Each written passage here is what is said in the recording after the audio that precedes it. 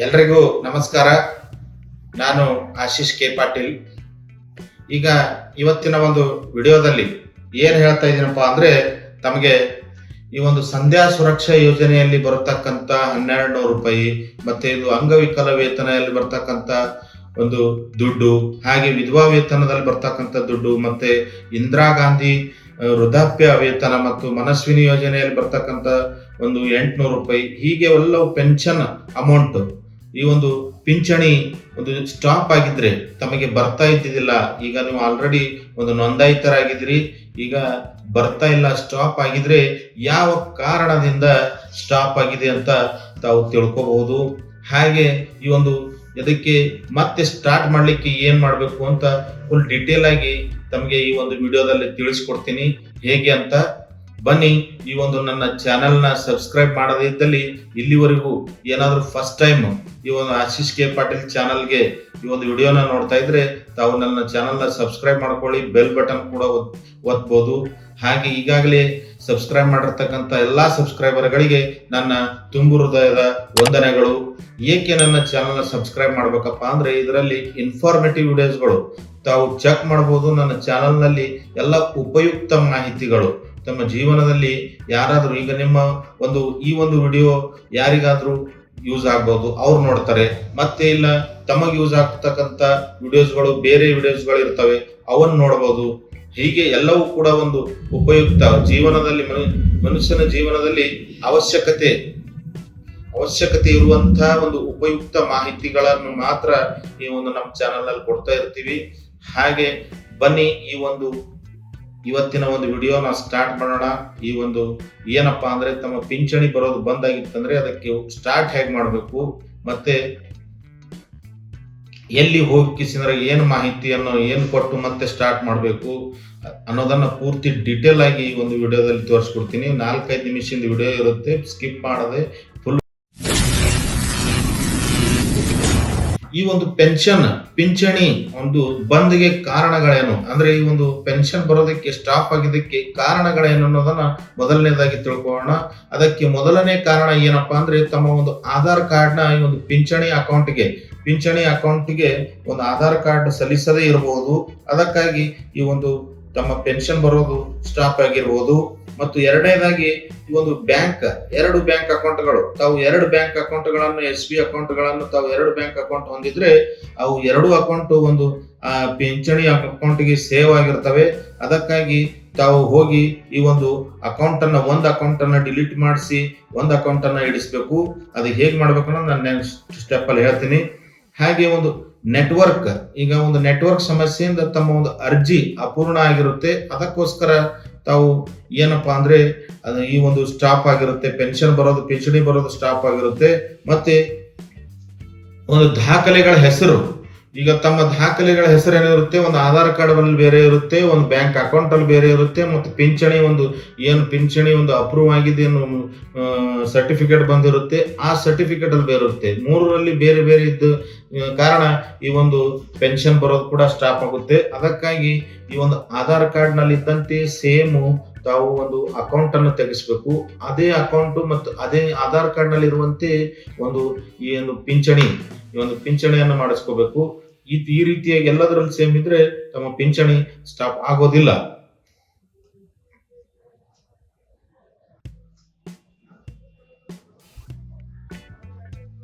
ಈಗ ಇನ್ನೊಂದು ಏನಪ್ಪಾ ಕಾರಣ ಅಂದ್ರೆ, 5ನೇದು ಕಾರಣ ಏನಪ್ಪಾ ಅಂದ್ರೆ, ಒಂದು ಆಧಾರ್ ಕಾರ್ಡ್ ನ ಅಪ್ಡೇಟ್ ಮಾಡಿಸಿರ್ತೀರಿ.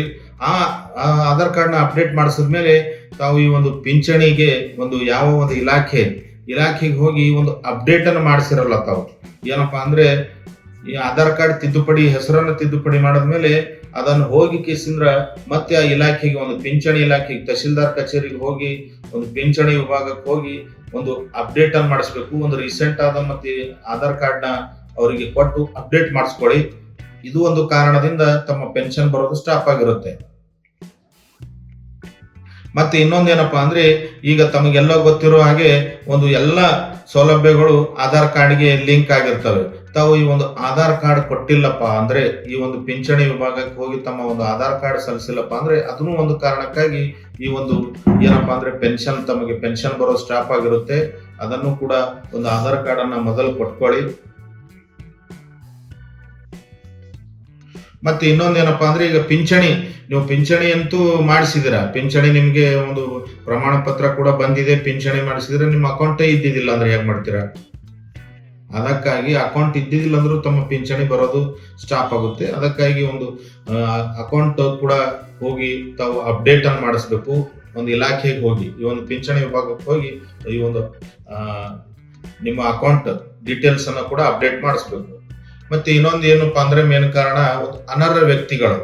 ಈ ಒಂದು ಅನರ್ಹ ವ್ಯಕ್ತಿಗಳು ಈಗ ಬಹಳಷ್ಟು ಜನ ಏನ್ ಮಾಡ್ತಾರೆ, ಒಂದು ಪಿಂಚಣಿ ಬರುತ್ತೆ ಅಂತ ಸುಳ್ಳು ಒಂದು ಏನಪ್ಪಾ ಎಲ್ಲಾ ಡಾಕ್ಯುಮೆಂಟ್ಸ್ ಅನ್ನು ಕ್ರಿಯೇಟ್ ಮಾಡಿ ಒಂದು ಪಿಂಚಣಿ ತಗೊಳ್ಳಕ್ಕೆ ಟ್ರೈ ಮಾಡ್ತಾರೆ. ಅಂತ ಅನರ್ಹ ವ್ಯಕ್ತಿಗಳ ಒಂದು ಪಿಂಚಣಿ ಕೂಡ ಸ್ಟಾಪ್ ಆಗುತ್ತೆ. ಮತ್ತೆ ಈ ಒಂದು ಏನಪ್ಪಾ ಅಂದ್ರೆ ಪಿಂಚಣಿಗಾಗಿ ಸಂಬಂಧಪಟ್ಟ ಏನೇ ಆದರೂ ನಿಮಗೆ ಏನೇ ದೂರುಗಳು, ದಾಖಲೆಗಳು, ಏನಾದ್ರೂ ಮತ್ತೆ ಇನ್ಫಾರ್ಮೇಶನ್ಗಳು ಬೇಕಾಗಿತ್ತಪ್ಪ ಅಂದ್ರೆ ಈ ಒಂದು ಹೆಲ್ಪ್ ಲೈನ್ ನಂಬರ್ ಇದೆ 155245. ಸ್ಕ್ರೀನ್ ಮೇಲೆ ಡಿಸ್ಪ್ಲೇ ಆಗ್ತಾ ಇರ್ತಿರುತ್ತೆ. ಆ ಒಂದು ನಂಬರ್ಗೆ ತಾವು ಕಾಂಟ್ಯಾಕ್ಟ್ ಅನ್ನ ಮಾಡಬಹುದು. ಡೀಟೇಲ್ ಅನ್ನ ಹೇಗೆ ಏನು ಅಂತ ಎಲ್ಲವೂ ಕೂಡ ಒಂದು ಹೆಲ್ಪ್ ಲೈನ್ ನಂಬರ್ ಇರುತ್ತೆ, ಅದಕ್ಕೆ ಕಾಂಟ್ಯಾಕ್ಟ್ ಮಾಡಬಹುದು. ಸ್ಕ್ರೀನ್ ಮೇಲೆ ಡಿಸ್ಪ್ಲೇ ಆಗ್ತಾ ಇರುತ್ತೆ ನಂಬರು, ಆ ನಂಬರ್ಗೆ ಕಾಂಟ್ಯಾಕ್ಟ್ ಮಾಡಬಹುದು.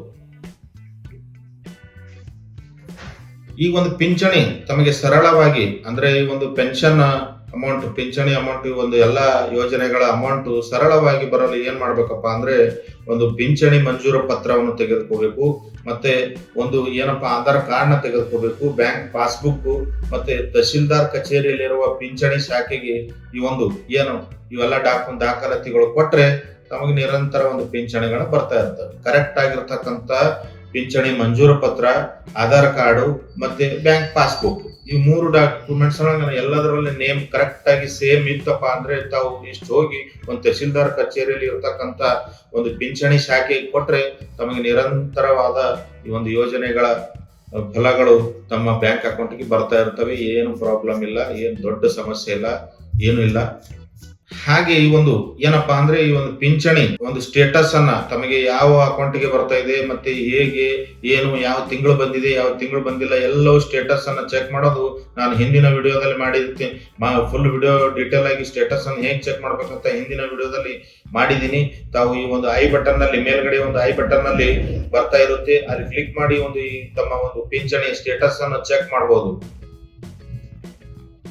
ನೋಡಿದ್ರಲ್ಲ ಗೆಳೆಯರೆ, ಇಲ್ಲಿವರೆಗೂ ಈ ಒಂದು ಪಿಂಚಣಿಯನ್ನು ಹೇಗೆ ಸ್ಟಾಪ್ ಆದ್ರೆ ಹೇಗೆ ಪಡಿಬೇಕು ಅಂತ ತಾವು ಈ ಒಂದು ಡಿಟೇಲ್ ಅನ್ನ ನೋಡಿದ್ರಿ.